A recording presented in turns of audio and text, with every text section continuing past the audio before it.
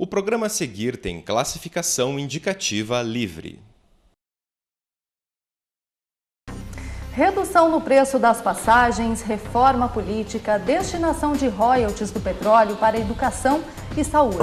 Essas foram algumas medidas tomadas pelo governo depois das manifestações que levaram milhares de pessoas às ruas. Mas será que essas iniciativas realmente são capazes de resolver os problemas que o Brasil enfrenta? Qual o impacto que podem ter em nossa economia? Há menos de um ano da Copa do Mundo, o Brasil investe em estádios e obras de infraestrutura para receber os turistas. Mas como será que o Brasil está sendo visto pelos estrangeiros? Qual o impacto dos protestos na política internacional e na imagem do Brasil? Quem nos ajuda a refletir sobre esse assunto é o economista e professor da Universidade Federal do Paraná, Marcelo Curado, e o coordenador do curso de Relações Internacionais da Unicuritiba, Rafael Pons Reis. O FPR Notícias Especial Protestos pelo Brasil está no ar.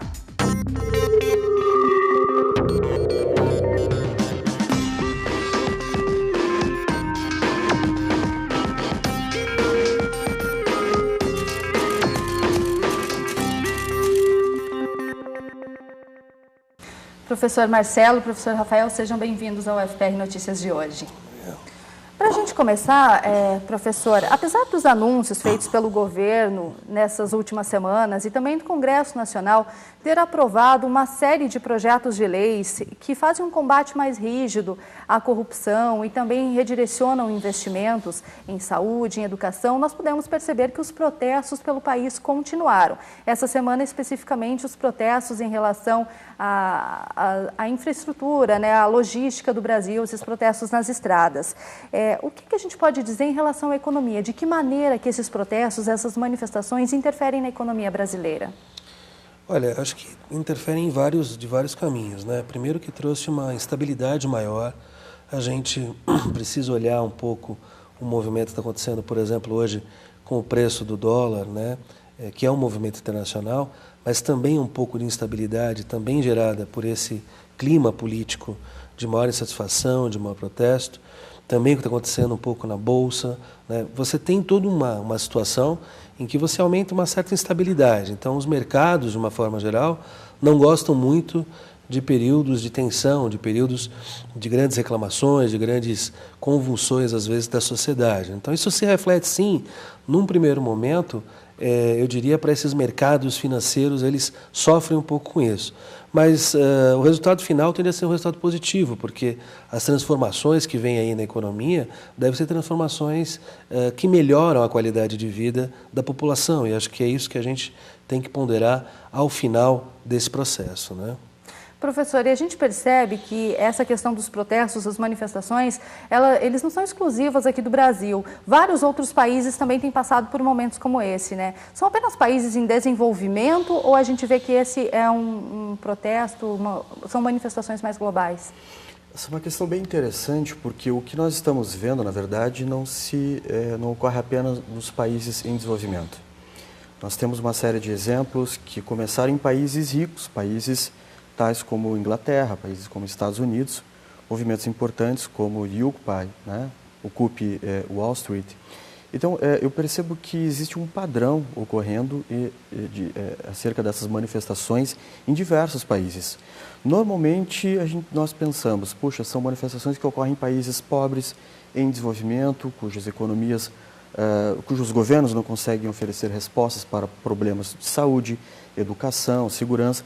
Mas são manifestações agora que começaram há muitos anos, desde 2011 para cá, e tem atingido uma série de países. Países como Espanha, Grécia, Turquia, Estados Unidos, Irã, quer dizer, são países em várias regiões do planeta, inclusive países socialistas como China.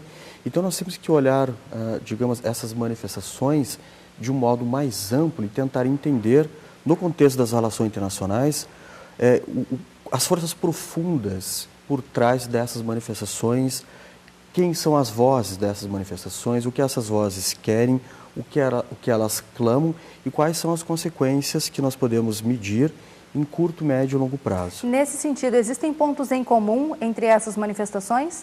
Existem, por exemplo, são manifestações que tentam clamam por razões no sentido de melhorar as condições de vida do povo, explicitamente a classe média. Há um padrão que se repete entre todos os países, de que são manifestações, algumas delas despolitizadas, sem uma unidade de comando e controle, mas que partem, na sua totalidade, da classe média. No Brasil, isso vem acontecendo, não só a classe média, agora classes mais pobres também têm participado das manifestações. Um outro padrão que eu acho muito interessante de nós trabalharmos e ver é que são questões pontuais que referem-se aos seus governos, aos seus respectivos governos. Então, por exemplo, lá nos Estados Unidos, nós percebemos que o movimento Occupy, ele trabalhou muito com a parte da desregulamentação financeira. Ou seja, o governo dos Estados Unidos tentando salvar bancos. E isso gerou uma demanda por parte da população, a população foi às ruas e reclamou. E a gente está tentando agora entender quais foram os resultados disso, por exemplo, desse movimento Occupy. Professor Marcelo, voltando aqui para o Brasil, sim, nós vimos recentemente um anúncio de que o crescimento do PIB esse ano não deve superar os 3%. Teve também um aumento de 0,5 ponto percentual na taxa Selic para conter a inflação. Como é que o senhor avalia esse atual momento da economia brasileira? Olha, a gente tem que olhar com cautela, né? Às vezes, no momento de certas turbulências, a gente tende a exagerar certos resultados ou menosprezá-los, né? Eu acho que a gente precisa olhar com calma. É fato que o Brasil, no governo Dilma, não vem tendo bons resultados econômicos, né? O PIB o próximo ano deve crescer, esse ano deve crescer alguma coisa em torno de 2,6%, 2,7%, o que é uma taxa baixa, é uma taxa inferior à que vem sendo registrada em outros países emergentes. É uma taxa que pode vir a gerar problemas no emprego, que é uma coisa bastante séria do ponto de vista da economia brasileira, né? Então, assim, não é uma situação positiva, né? A nossa expectativa de PIB é uma expectativa bastante baixa, isso porque esse modelo que está aí há alguns anos de expansão via consumo, né? De você crescer via consumo com o endividamento dessa classe média, ele tem um limite, né? E esse limite começou a se demonstrar. Está muito claro que o Brasil não consegue mais crescer se não aumentar o nível de investimento e não aumentar a produtividade, né? E um outro perigo, né, uma outra situação que a gente está olhando com cautela também é a questão da inflação, tá?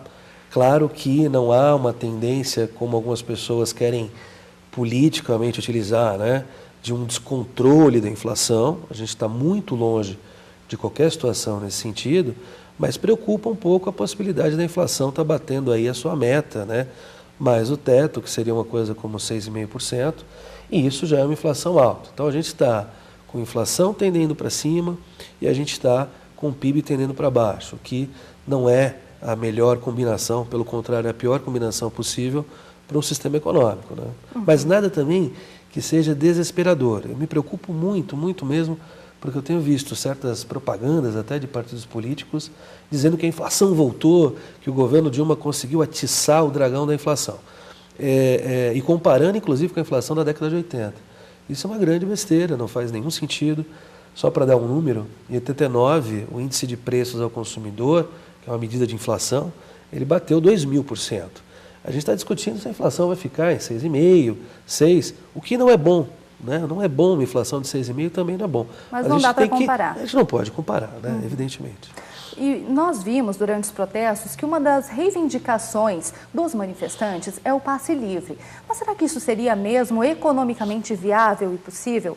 Esta semana, os vereadores da CPI, que investiga justamente essa questão do transporte coletivo, começaram a analisar documentos com propostas para reduzir o preço das passagens. São mais de 100 medidas para tentar baixar o preço da tarifa. Tarifa zero. Muito mais que a redução do preço da passagem, a Frente de Luta pelo Transporte pede o fim das catracas. O grupo organizou os protestos em Curitiba e entende que a mobilidade é essencial para garantir o acesso à cidade. Hoje a gente tem um sistema que explora a nossa necessidade. Conforme eu tenho a necessidade de me deslocar de um lugar a outro local, se coloca um preço nessa minha necessidade. A ideia é que a gente tem ao contrário, de como todas as pessoas têm direito, que a gente rateie o custo disso na sociedade de uma forma progressiva, de uma forma justa, obviamente, né? Quem possa contribuir mais, contribua com mais, quem pode contribuir menos, contribui com menos, quem não pode contribuir, não contribui, mas que esse custo esteja dividido entre todos. E a partir daí a gente tem a garantia do exercício do direito, da liberdade de ir e vir. Segundo André, são várias alternativas para criar o transporte gratuito. Entre elas está o sistema deixar de ser concedido a empresas privadas e passar a ser administrado exclusivamente pela prefeitura. Para ajudar a bancar os custos, o grupo defende o aumento progressivo de impostos municipais, como o IPTU, para aqueles com propriedades de maior valor. A ideia que a gente tem hoje é que só quem paga o sistema é quem está dentro do ônibus. Quem está fora do ônibus não ajuda para aquele sistema funcionar.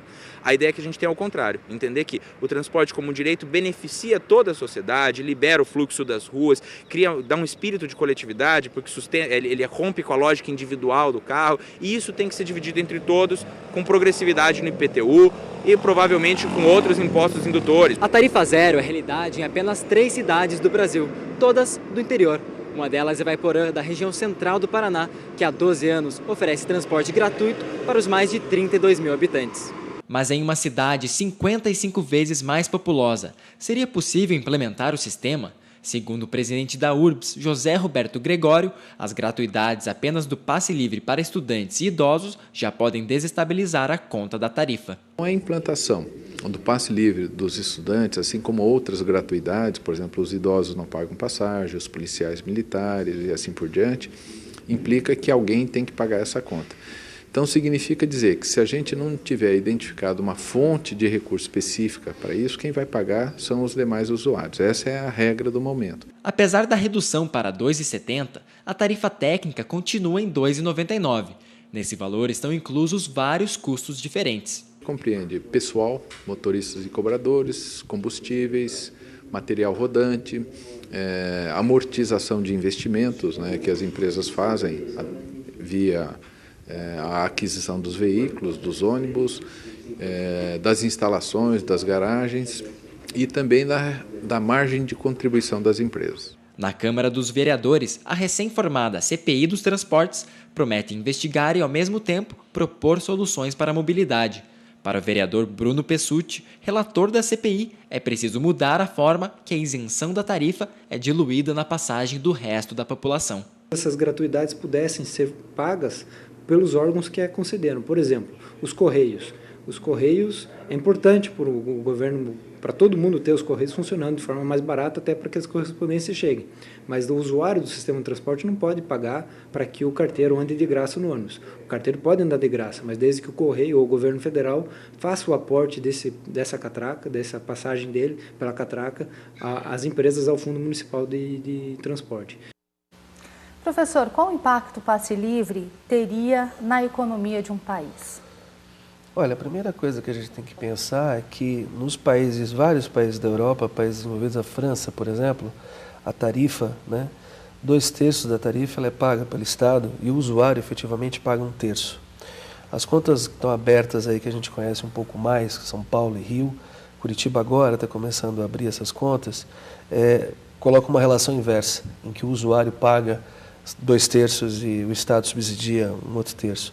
Então, assim, já existe, vamos dizer assim, um grande subsídio em alguns países ao transporte público, O que você vai ter que ter, na verdade, como foi colocado na reportagem, é uma mudança de mentalidade. Quer dizer, ao invés de serem empresas privadas que exploram com o objetivo de obtenção de uma margem de lucro, é entender que esse é um serviço público que deve ser gratuito. Então, muito mais do que a questão estritamente econômica, está aí um direito que está se buscando, que é o direito ao transporte.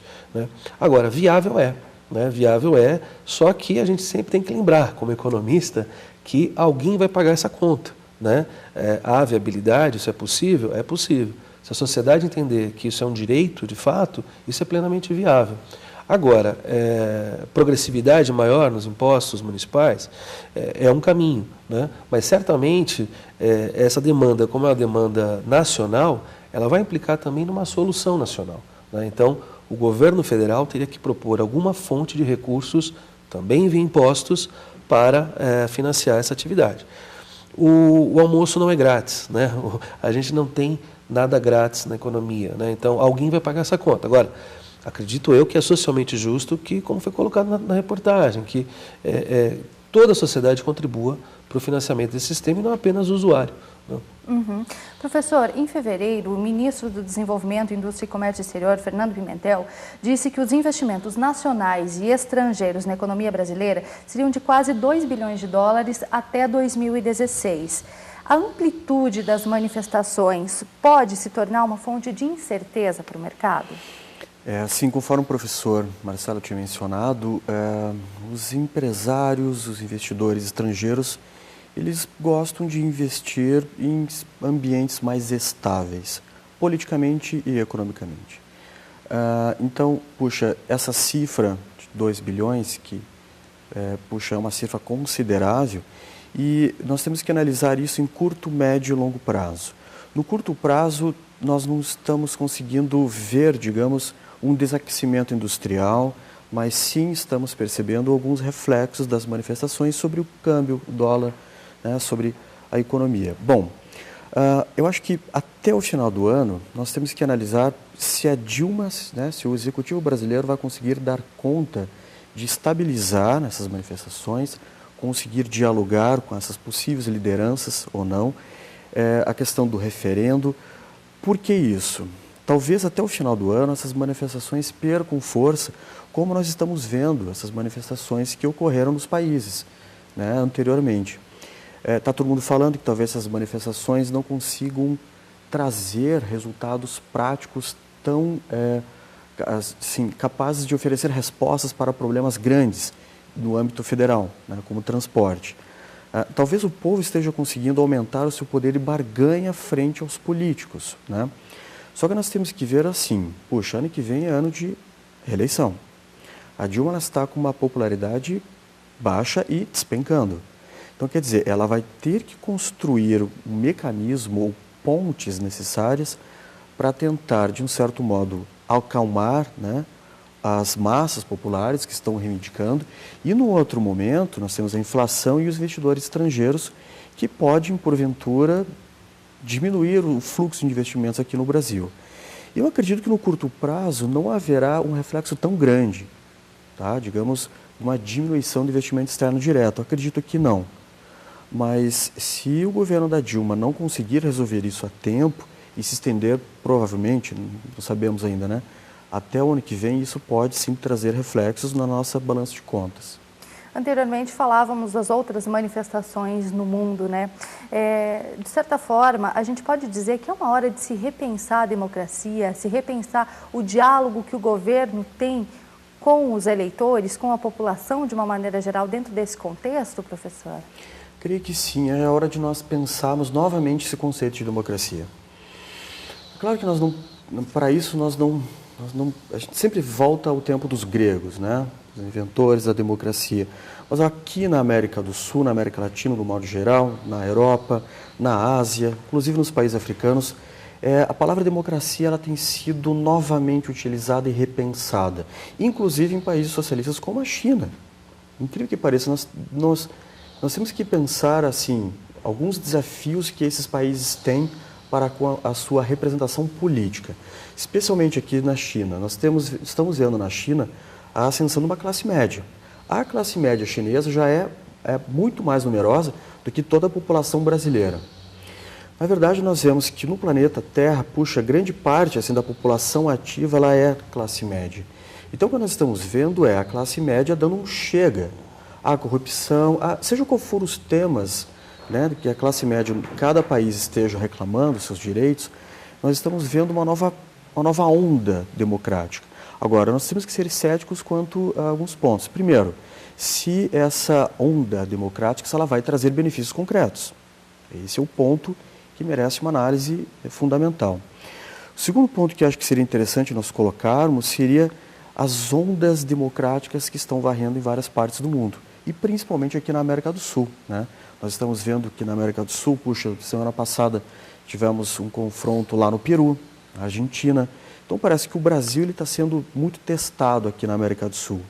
Então acho que os elementos democráticos eles devem ser cada vez mais estudados. E uma das respostas que o governo deu para essa questão das manifestações foi justamente a destinação de mais recursos para a saúde e educação. O projeto que destina os royalties do petróleo para a educação foi aprovado com alterações pelo Senado essa semana. Agora ele volta para votação na Câmara dos Deputados. As carteiras, as cortinas, as paredes. Dar uma pintada nas paredes, melhorar o quadro. As cortinas, tudo caindo, as janelas, carteiras. Porque quando a escola está bonita, a gente se sente feliz, se sente num ambiente que a gente gosta. São crianças como Damares, Matheus, Rafaela, Raíssa, André e tantas outras que sentem no dia a dia as dificuldades do ensino público no Brasil. É pensando nelas e em futuras gerações de estudantes que os manifestantes vêm pedindo melhorias na educação. O projeto da destinação dos royalties do petróleo para essa área, que tinha sido proposto no começo do ano, voltou a ganhar atenção. E quem trabalha nas escolas já sabe onde o dinheiro precisa ser investido. Paredes, material, até as carteiras, a situação da escola em si, o paisagismo, que também é importante para eles. São pequenas, mas várias coisas que a escola necessita. A gente precisa de funcionários administrativos e para os serviços gerais, está faltando. O que ficou decidido por enquanto pelo texto do Senado é que 25% dos royalties do petróleo vão ser investidos na saúde, os outros 75% em educação. Com isso, o investimento nessa área pode aumentar de 25,8 bilhões de reais para até 171 bilhões até 2020. Os royalties são uma porcentagem de lucro que empresas que exploram petróleo no Brasil precisam pagar ao governo. Além disso, existe também uma lei que prevê a existência de um fundo social. Nele são investidos 22% do que é arrecadado em exploração do pré-sal. O governo propôs que 50% de todo o dinheiro que vai para esse fundo fosse investido em educação e os outros 50% em áreas como cultura, esporte e outras. Mas essa medida não foi aprovada no Senado e a proposta antiga, que previa que 50% dos rendimentos desse fundo fossem usados pela educação, foi mantida. Com o aumento dos recursos, é esperado que o Plano Nacional de Educação, o PNE, seja cumprido mais rápido. O plano foi criado em 2011 e apresenta 20 metas que devem ser concretizadas até 2020. Um dos principais objetivos é que até lá, 10% do PIB seja investido na educação. Outra meta é o plano de carreira para os professores. Eu acho que é o momento em que o movimento das ruas vai nos ajudar. De fato, a pauta da educação tornou-se uma pauta central para o governo federal, acho que para toda a sociedade, e está havendo uma sensibilidade, também dos nossos parlamentares em destinar recursos a riqueza do presente para construir o futuro, ou seja, o pré-sal, que é um valor que vai gerar divisas para o nosso país, que ele seja investido no que vai garantir o nosso futuro, que é a educação. E no PNE tem também a dimensão da valorização do educador, ter uma carreira mais sustentável para os nossos professores, principalmente no ensino fundamental e médio. Isso precisa de dinheiro, precisa de investimento, precisa tornar uma carreira atraente, porque senão os maiores talentos hoje não estão indo para esta área, estão buscando carreiras mais atraentes em outros setores. Mas a secretária educacional do Sindicato dos Trabalhadores da Educação do Paraná alerta que alguns pontos do PNE podem ser prejudicados com as alterações feitas pelos deputados. Então, para que esse dinheiro efetivamente possa contribuir na melhoria da escola pública, a gente precisa alterar ou não aprovar algumas alterações de metas do Plano Nacional de Educação que estão no Senado, propostas pelo Senado hoje. O Senado alterou algumas metas do plano de metas, da forma como ele saiu da Câmara Federal, desvinculando ou desobrigando que todo esse investimento possa ser na escola pública. O texto que saiu da Câmara Federal, ele vinculava que o recurso público é para a escola pública. No Senado, saiu essa vinculação do público. Então, esse dinheiro pode ser investido tanto na escola pública quanto na escola privada. Agora, as alterações aprovadas pelo Senado voltam para a Câmara dos Deputados. Mas uma coisa com que todo mundo concorda é que se os investimentos aumentarem, Damares, Matheus e muitas outras crianças ainda têm a chance de receber um ensino de qualidade à altura dos seus sonhos. O que você quer ser quando crescer? Advogada. Enfermeiro. Jogador de futebol. Médica. Bom, professor, do ponto de vista econômico, como é que o senhor compreende essa destinação dos recursos para a educação dessa maneira? É muito bem-vindo, né? O recurso para a educação, o Brasil precisa entender que desenvolvimento econômico, né, ele acontece quando você tem expansão da educação. A educação é uma variável central na formação, até no processo civilizatório, né, dos povos. Então, acho assim, é hiper bem-vindo, né? Agora, a gente tem que colocar algumas questões, né? Eu acho que algumas discussões. A primeira, me parece importante, é que a gente não sabe exatamente quantos recursos, né? Ninguém hoje é capaz de prever qual será exatamente o valor dessas reservas e desses rendimentos dos royalties do pré-sal. Então, isso, a própria capacidade de exploração do pré-sal, viabilidade econômica dessa exploração, ela depende do preço do petróleo no mercado internacional, né?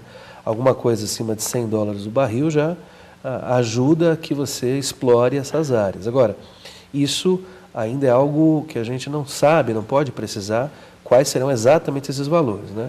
A outra coisa que a gente precisa pensar é que no serviço público, assim como em outras áreas, não basta ter dinheiro.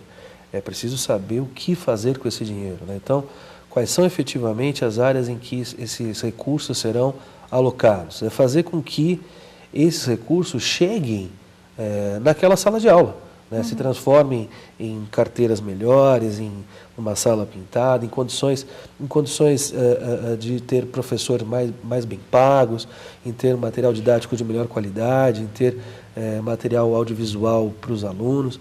Até que ponto a gente consegue transformar estes recursos efetivamente numa melhora da sociedade? Para isso precisa ter uma gestão competente, né? Uma gestão com eficiência. É isso que a gente tem que pensar e não achar que o problema está solucionado. Acho que é um primeiro passo, um passo importante, um passo muito bem-vindo, fruto das manifestações, não é fruto de nenhum governo. Esse projeto estava lá parado, na verdade, né? Então a gente precisa apoiá-lo, mas colocar agora que cabe agora essa gestão muito cuidadosa desses recursos, né? O campo da educação é muito importante porque, puxa, me fez lembrar, por exemplo, o Brasil, o crescimento econômico brasileiro, o milagre econômico brasileiro da década de 70. Sim. E aí o Brasil, juntamente com os tigres asiáticos, puxa, crescendo a taxa de 12,5% ao ano, isso lá em 1972, 73. E aí o que aconteceu na década perdida que fez com que o Brasil e os países da América, né, Latina parassem e alguns países continuassem? Por exemplo, Coreia do Sul. Coreia do Sul foi um dos poucos países que saiu, digamos, da periferia e chegou ao centro, justamente por causa da educação. Então é um ponto central. Pois é, e outro assunto que está em pauta nos últimos dias é a questão da reforma política. O governo chegou a anunciar que as mudanças do plebiscito não valeriam para as eleições de 2014 por falta de tempo hábil para finalizar o processo. Mas ontem, Michel Temer voltou atrás e emitiu nota dizendo que manteria a intenção de promover a mudança já no próximo pleito.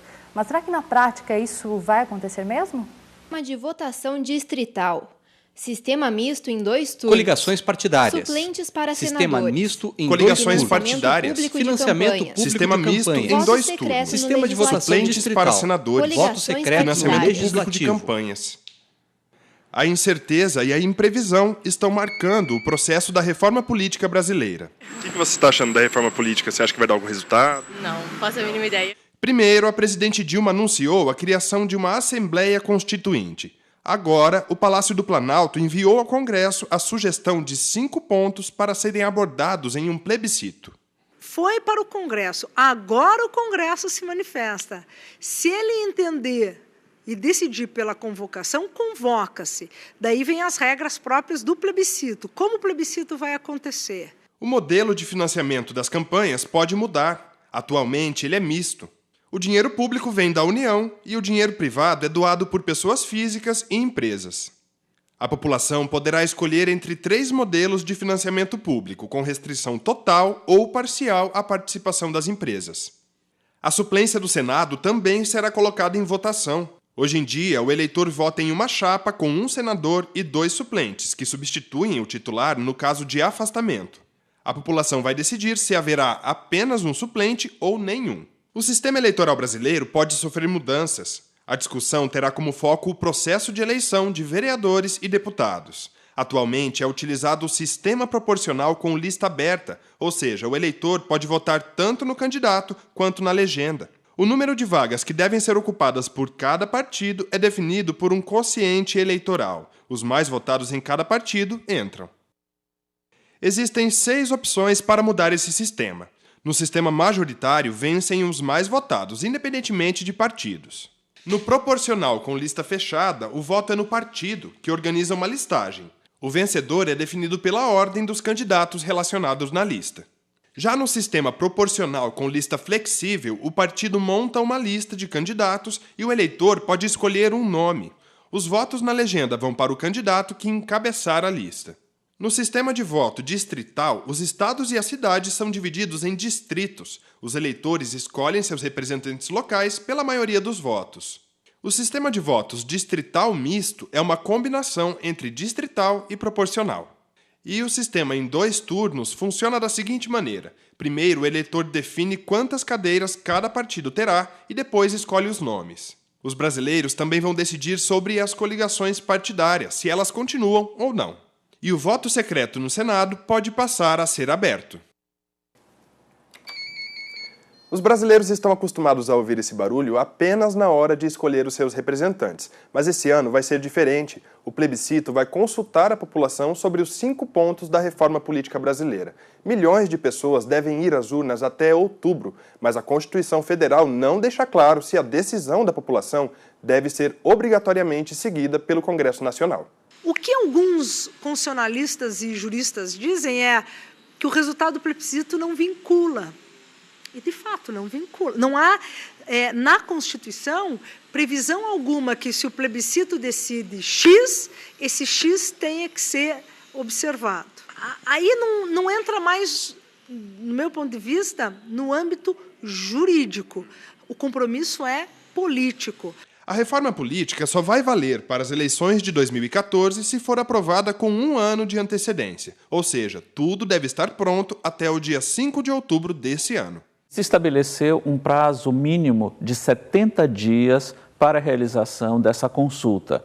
Então, esse prazo se contará a partir da divulgação, da aprovação de um decreto parlamentar, legislativo, que estabeleça justamente a realização dessa consulta. O plebiscito, de fato, é um meio de participação popular. Mas para a professora Vera, ele representa uma pequena parte de uma verdadeira democracia. Não adianta só dar o plebiscito, tem que criar mecanismos cotidianos de participação, porque o plebiscito é uma ponta do que a gente chama de democracia participativa. O resto está em espaços de discussão e deliberação em questões que nos afetam. Pois eu acho que uma coisa que fica claro nessa reportagem é que ainda é necessário que muito seja discutido para que se chegue a uma conclusão. Na opinião de vocês, até 5 de outubro dá tempo de estar tudo pronto? Eu tenho sérias dúvidas, né? O TSE se manifestou dizendo que o plebiscito tem que ser feito como minimamente com o esclarecimento da população sobre os temas, e quando você percebe a reportagem, né, a gente começa a achar que a economia é fácil e que essas discussões, de fato, é que são complexas, porque você conseguir explicar para a população todo esse conjunto de elementos me parece algo bastante perigoso. Agora, existe uma premência política por alguma mudança, né, uma mudança que aponte no sentido de uma maior participação popular. Eu acho que isso está posto, né? Agora, a gente vai ter que fazer um esforço, o Brasil vai ter que fazer um esforço aí muito grande para conseguir dirimir todas as dúvidas, né? Por exemplo, o que é exatamente esse financiamento público? As pessoas têm consciência disso, elas sabem como é o financiamento de campanha hoje, as pessoas estariam dispostas a votar nos partidos e os partidos escolherem efetivamente os eleitos. Ou seja, eu acho que aí é um debate. Eu me lembro do plebiscito que a gente teve, acho que foi em 93, eu não vou lembrar o ano com precisão, entre o presidencialismo e o parlamentarismo. Aí era muito simples, não era simples, mas aí era uma coisa muito objetiva. Olha, o presidencialismo tem essas características, o parlamentarismo tem aquelas, e a população, né, maciçamente votou pelo presidencialismo. Agora, essa quantidade de questões e as possibilidades que se abrem, me parece até difíceis de colocar numa questão A ou B, né? Então, acho que vem muita coisa por aí. A gente vai ter que pensar muito como fazer isso, né? Professor. Pois é, acho que até outubro nós não temos tempo suficiente para discutir. Não haverá até lá um debate maduro com associações de base, com os movimentos civis, né? Muito difícil. Nós estamos vendo agora que talvez a reforma política, esse debate, finalmente nós conseguimos colocar em pauta, principalmente pelas mídias, né? Escrita, televisiva. Então, assim, eu acho que só trazer o debate, eu sei que o debate é muito complexo, nós não vamos conseguir esgotar até outubro, né? Mas acho que eu já considero aqui uma pequena micro-vitória do que está acontecendo agora com essas manifestações. Uhum. E agora a gente fala de turismo. Durante a Copa do Mundo de 2014, Curitiba deve receber 160 mil turistas estrangeiros e cerca de 600 mil pessoas de outras cidades. Para acolher tanta gente, os setores do turismo já estão se preparando. Hoje, Curitiba tem 18.500 leitos em 138 hotéis. A meta é que até 2014 este número aumente para 20 mil. 13 mil leitos vão ser reservados para o Mundial. Reserva maior do que a exigida pela FIFA, que pede 8 mil leitos. Denise é diretora deste hotel da capital. Ela conta que desde o ano passado eles tiveram várias mudanças. Os funcionários participaram de cursos básicos de idiomas e de atendimento ao turista. O hotel também passou por reformas. A entrada ganhou espaço para a parada de ônibus e o desembarque dos hóspedes. A recepção ganhou uma lareira nova e o cardápio, que já é trilíngue, está sendo reformulado para incluir pratos típicos do Paraná. O nosso objetivo é que durante muito tempo a gente esteja preparado para receber os turistas, tanto de negócios como de lazer e também congressistas. E, é claro, os eventos esportivos que estão para acontecer futuramente. No Paraná, os Jogos da Copa vão ser realizados só em Curitiba, mas a cidade não deverá ser o único destino dos turistas. A Secretaria Estadual de Turismo identificou 30 municípios com potencial turístico e mais 2 polos principais além da capital, Foz do Iguaçu e Paranaguá. Entre um jogo e outro, o turista vai ter 72 horas para aproveitar as opções de lazer que o estado oferece. Além disso, a meta é fazer com que pelo menos 25% deles fiquem no Brasil após a Copa do Mundo. Para isso, desde já, as cidades estão criando estratégias. O que se aguarda? A definição dos países que virão para o Brasil, que serão classificados para a Copa, onde eles escolherão as cidades-sedes para fazer os seus jogos e aí fazer um trabalho consistente diretamente. Vamos supor, a Itália vem jogar em Curitiba. Nós vamos tratar de fazer um trabalho consistente para divulgar a cultura italiana no estado, que é muito grande. Para este professor do curso de turismo da UFPR, a Copa do Mundo de 2014 vai movimentar a economia do estado, tanto para aqueles que trabalham diretamente com a atividade, quanto para os setores relacionados à área. Uma das ações do Ministério do Turismo é fazer com que a regionalização ela tenha um impacto maior na Copa.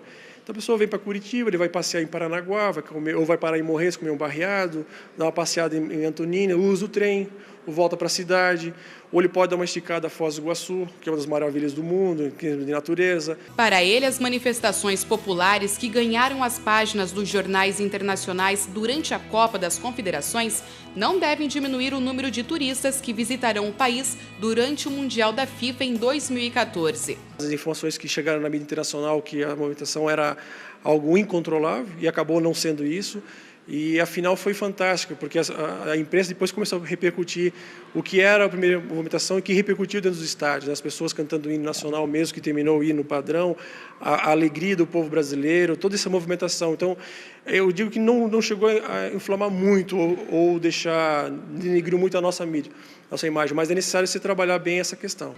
A argentina Mônica veio para estudar em Curitiba em abril deste ano e deve deixar o país em agosto. Aqui ela encontrou alguns obstáculos, como o clima chuvoso e a dificuldade de, às vezes, se comunicar em espanhol. Mas mesmo assim, ela acha que o Brasil ainda é o destino certo para muita gente que vem de fora.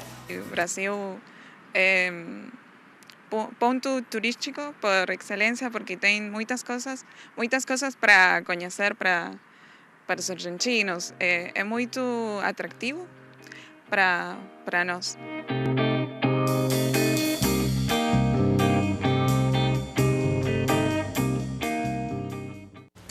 Professor Rafael, na pesquisa anual de conjuntura econômica do turismo divulgada no site do Ministério do Turismo, as previsões para o setor em 2014 são bastante otimistas.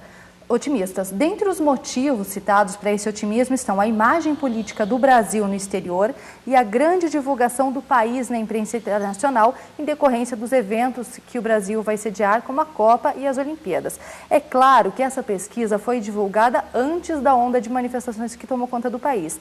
Na opinião do senhor, esses protestos podem afetar a imagem do Brasil no exterior?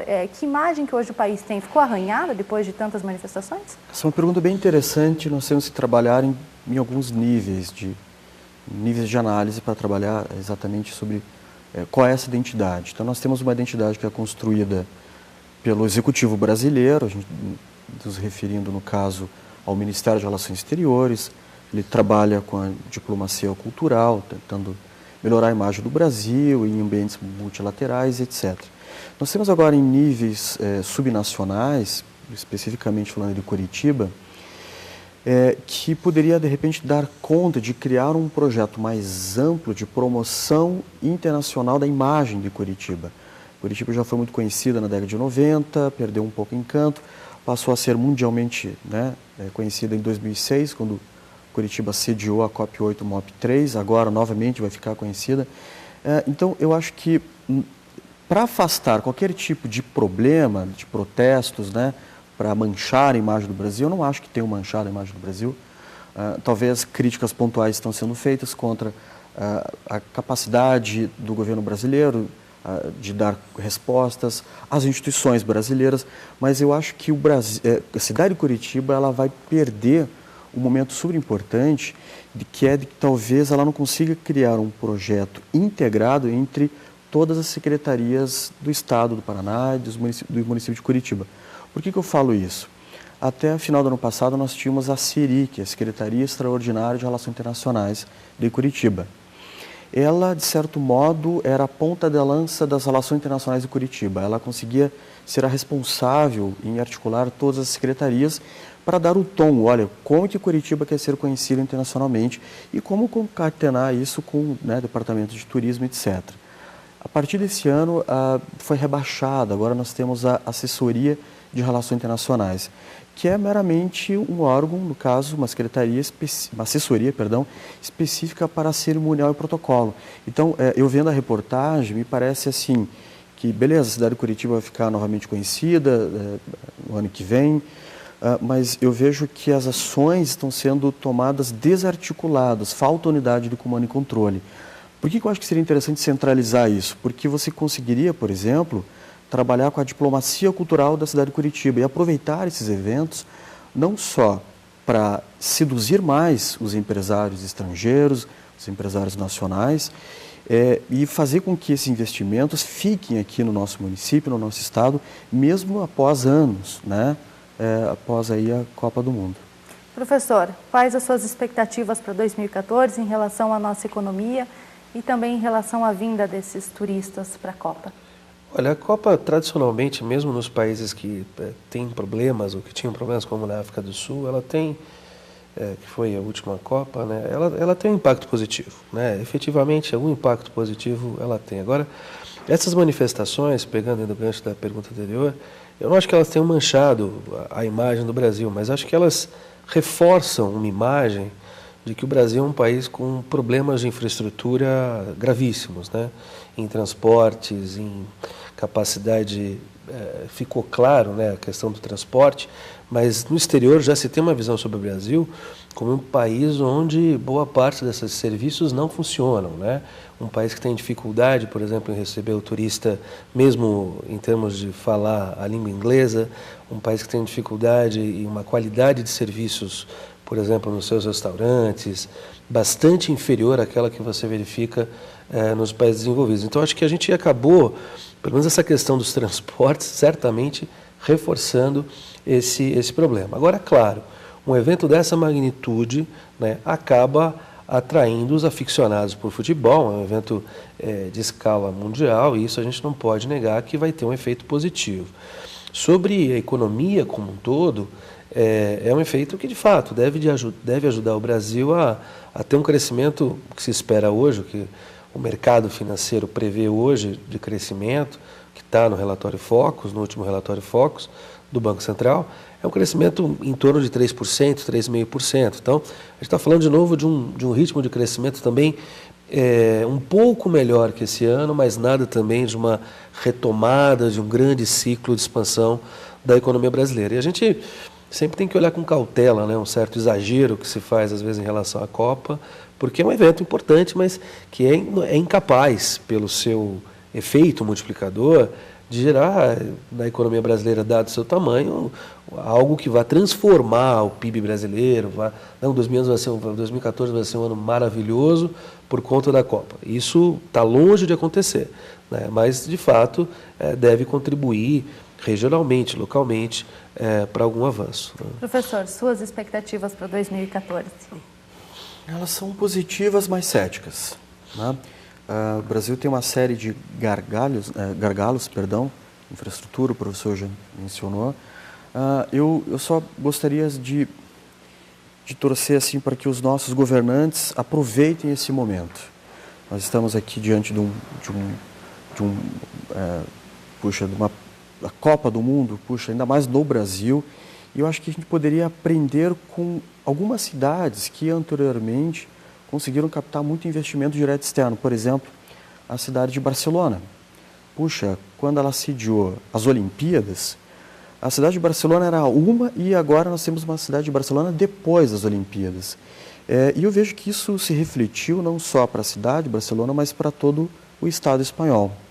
Então eu penso que nós deveríamos, né, os nossos políticos deveriam aproveitar esse momento de fazer reformas do sistema de transportes, saúde, educação, são vários temas que estão sendo colocados em pauta e que têm gerado uma série de desafios para os nossos governantes, mas também de tentar procurar passar uma imagem de que o Brasil já não é mais, prezados, um país de futebol, samba e carnaval. É essa a imagem carioca do Brasil, né? O Brasil, o nosso país é um país continente, basicamente aqui na América do Sul.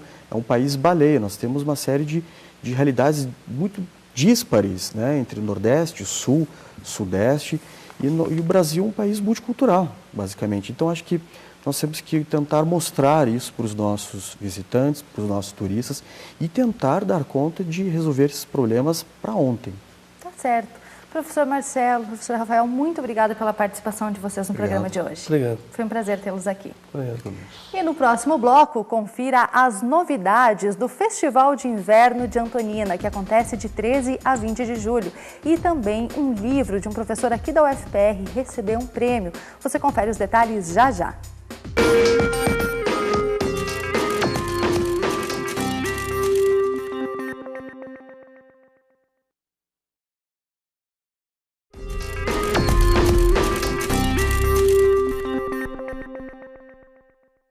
O Hospital Veterinário da UFPR tem uma função muito importante. Serve de local de treinamento, aperfeiçoamento e pesquisa para alunos e professores. Além disso, presta serviços de graça para a população.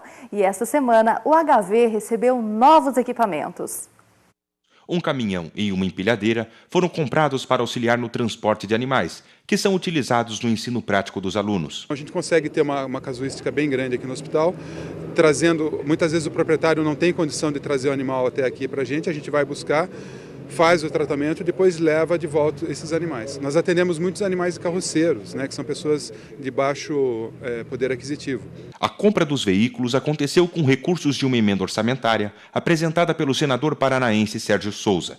O parlamentar visitou o hospital para conhecer os equipamentos. Esse hospital veterinário que atende 24 horas por dia, durante 6 dias por semana, era carente de equipamentos para transportar os animais, principalmente os animais de grande porte. Eu tive a oportunidade de, há mais ou menos 1 ano e meio, vir aqui, conhecer a realidade do hospital e, por sugestão do Ivan, por anuência do reitor, nós colocamos uma emenda de R$200 mil para comprar esses equipamentos. O reitor Zaquiakel Sobrinho apontou a importância da parceria, que contribui com os esforços da universidade para realizar melhorias na infraestrutura.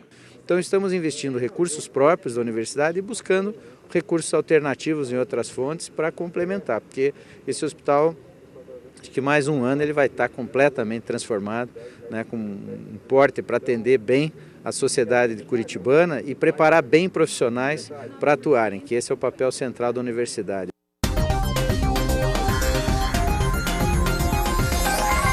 A Universidade Federal do Paraná, a Pontifícia Universidade Católica e a URBS firmaram aqui, na Prefeitura de Curitiba, um convênio de cooperação técnica e científica que cria o Centro de Excelência em Soluções em Mobilidade. O objetivo é atender às demandas da URBS e propor novas inovações e tecnologias. Foi inaugurado nesta semana o novo espaço da Agência de Inovação da UFPR. Com o objetivo de proteger o conhecimento científico-tecnológico produzido na universidade, as coordenações da agência fazem parcerias entre a UFPR e empresas privadas, realizam o registro de patentes e ajudam a disponibilizar tecnologias inovadoras para o setor produtivo. E na série UFPR na Comunidade de hoje, vamos conhecer o Núcleo de Comunicação e Educação Popular do curso de Comunicação Social. O NCEP atua junto a movimentos sociais para dar suporte na produção de conteúdos.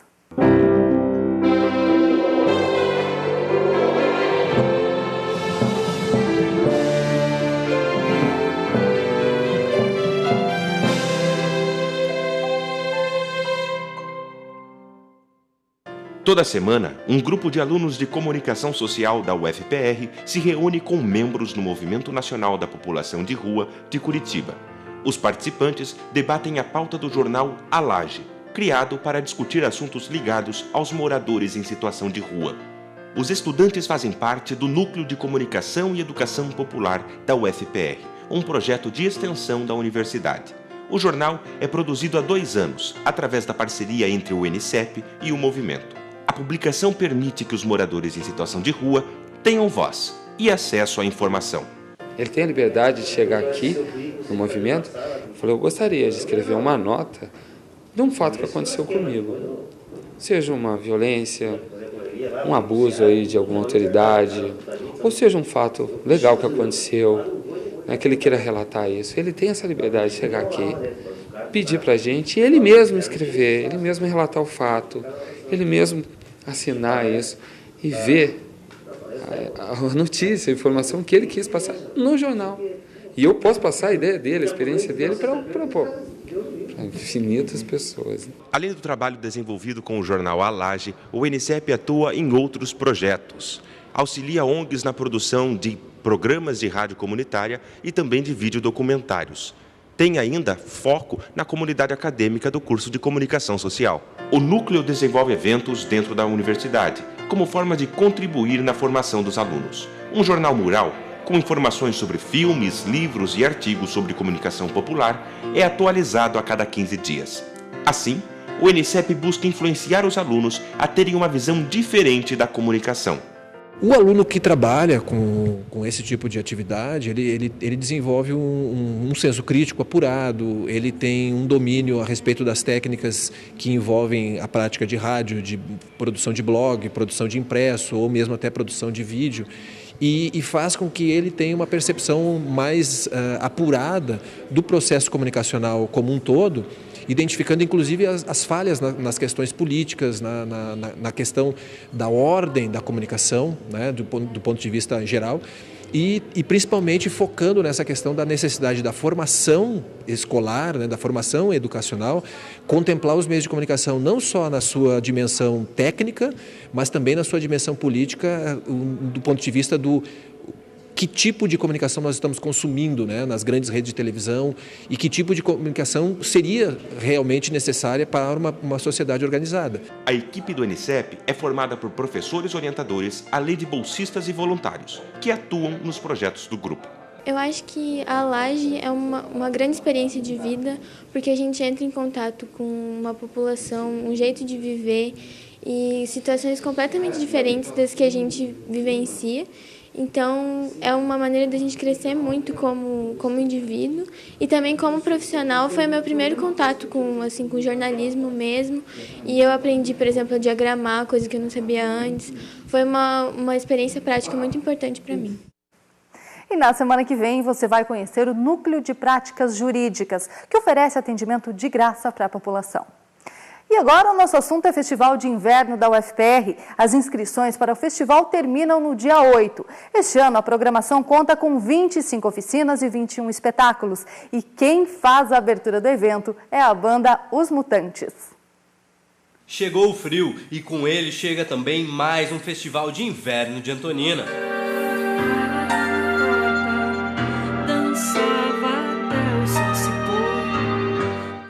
Criado em 1991 como um projeto de extensão, o evento é uma atividade única na região sul, tanto para os envolvidos na produção artística como para a comunidade.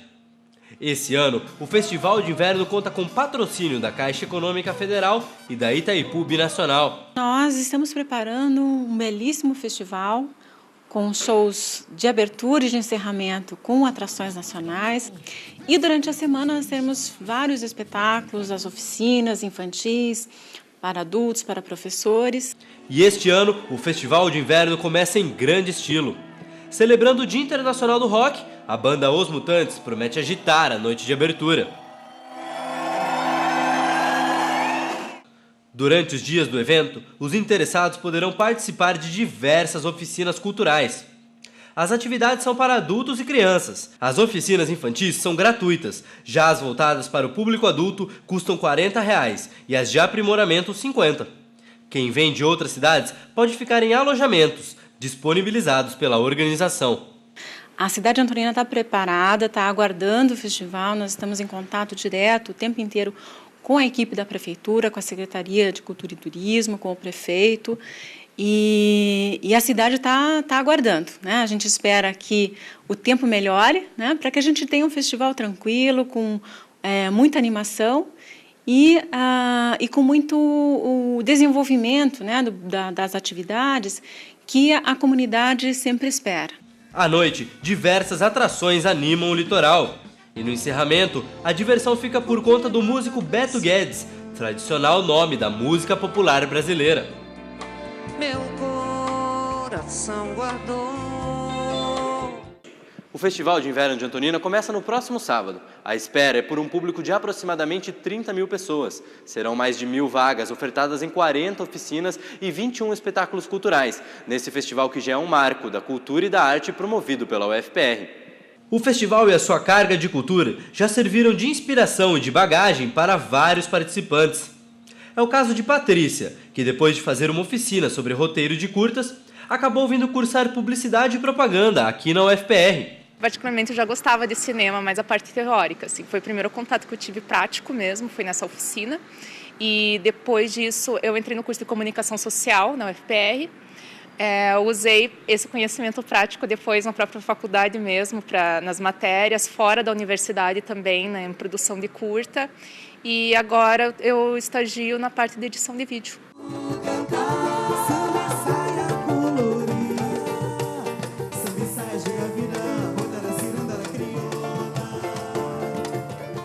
Esse ano o Festival de Inverno está imperdível. A 23ª edição do Festival de Inverno da UFPR acontece entre os dias 13 e 20 de julho. Lembrando que as inscrições para as oficinas podem ser feitas no site da PROEC. O livro é infantil, mas tem muito a ver com a vida do autor que já passou dos 60. Visita a Baleia, do escritor Paulo Venturelli, conta um episódio da infância do autor com toques de ficção. A obra recebeu o prêmio de melhor livro infantil da revista Crescer e da Fundação Nacional do Livro Infantil. A literatura, para mim, foi um caminho aberto que eu acho que salvou minha vida. Porque eu era um menino muito tímido, eu era um menino muito frágil, eu não me enturmava com ninguém, eu não sabia jogar futebol, eu não fazia nada do que era comum entre os meninos fazerem. E foi a partir das suas lembranças de infância que Paulo escreveu a obra Visita a Baleia.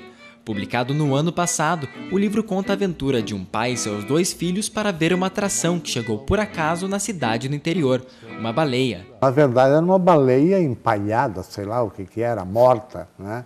E você não via praticamente nada da baleia, só aquele dorso dela meio acinzentado, porque na verdade era uma baleia morta. Para estimular ainda mais a imaginação, o autor conta que o leitor tem um papel fundamental no desenrolar da trama. O trabalho do leitor, ao ler o meu livro, é coparticipar da escrita do livro, porque esse leitor vai ter que preencher essas lacunas, vai ter que fazer a ligação entre as várias meadas que estão soltas no texto e, no final, conseguir uma interpretação dele mesmo, leitor, para o livro, porque eu nunca dou um desfecho definitivo. E se engana quem pensa que os livros são destinados apenas ao público infanto-juvenil. Eles têm uma profundidade, uma consistência que permite uma leitura desde uma criança até um adulto.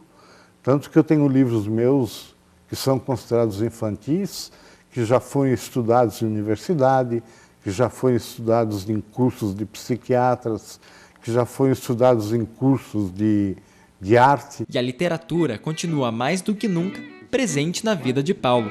Além de escritor, ele também é um leitor ávido de 4 livros por semana. O autor que transformou suas visões de menino em ficção continua seguindo até hoje os ensinamentos de infância. Quem quisesse ser inteligente na vida tinha que ler pelo menos um livro por semana. Eu me agarrei a essa ideia de unhas e dentes, né? Eu pensei, eu vou tentar ser inteligente na vida. É uma escapatória que eu tenho. Estou tentando até hoje.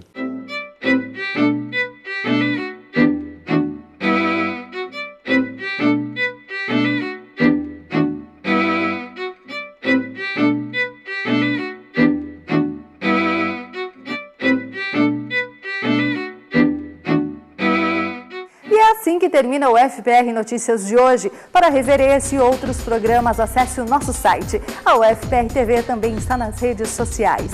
A gente volta a se encontrar na sexta-feira que vem. Até lá!